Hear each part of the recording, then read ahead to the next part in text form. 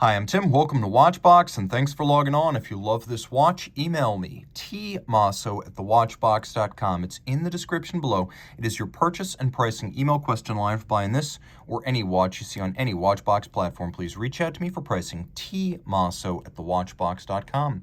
Today, we are discussing a lovely Patek Philippe 5146 1G-001 white gold annual calendar moon phase on a full factory bracelet. This watch is sizable for a Patek annual calendar at 39 millimeters in diameter. It's 11.6 millimeters thick from lug tip to lug tip, 46.5 millimeters. It is 48.9 millimeters from end link to end link. That is the total span, including the bracelet, and it has a 20 millimeter spacing between the lugs. This example was sold in 2008, just to give a little bit of context. On my wrist, which is 16 centimeters in circumference, you can see that it wears nicely. It does have more presence with the bracelet. It's going to be broader across the wrist. So I would say on a strap, this watch would fit on a wrist of 13.5 centimeters circumference, but on the bracelet, it's a little bit beefier. You're going to want a 14 to 15 centimeter circumference wrist to wear this watch on the bracelet. It is flat though, and with a domed bezel and a sloped case flank, it slides easily underneath the dress cuff.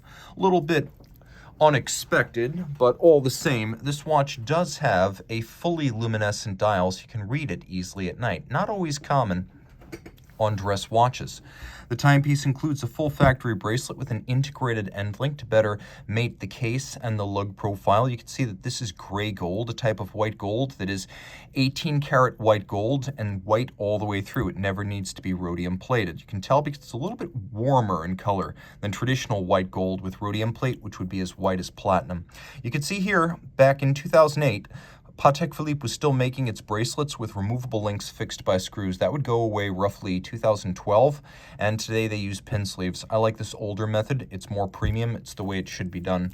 You can see that we have a double folding clasp, and that the folding clasp has a clamshell lock. So when it's closed, this little clamshell comes down and locks it in place. There's a Calatrava cross on the buckle. That is the icon of the Patek Philippe manufacturer. And that is why you will see it on the crown. There are push adjusters on the case flanks used to adjust the annual calendar. We have integrated lugs, and then we have a double-stepped case flank, a nice sloped case, and a domed bezel that's somewhat inset to create the impression of a thinner watch.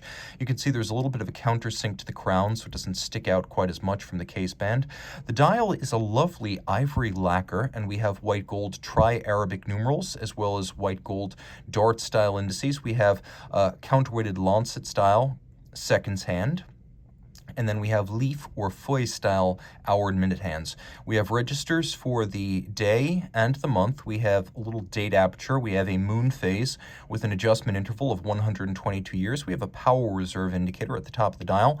When fully wound, the watch has a 45-hour power reserve, and you can see how it travels from right to left as you wind it or it winds itself. It is an annual calendar. This is something Patek first patented and launched back in 1996.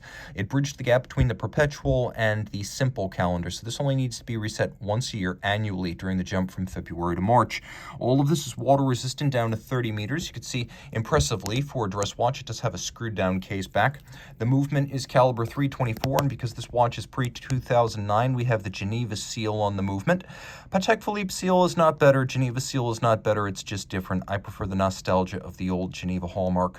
The movement is a unidirectional winder with a 45-hour reserve. It beats away at 8 beats per second. You can see it's adjusted in 5 positions, which is the standard for high horology and chronometers. And it features a Patek Philippe Gyromax style free-sprung balance for precision of adjustment, as well as insurance against shock. It's better insulated against the effects of shock than, say, a mobile stud index. You can see the finish is quite attractive. We have a combination of engine turning on the base plate as well as on the click wheel. It's that little click reduction wheel.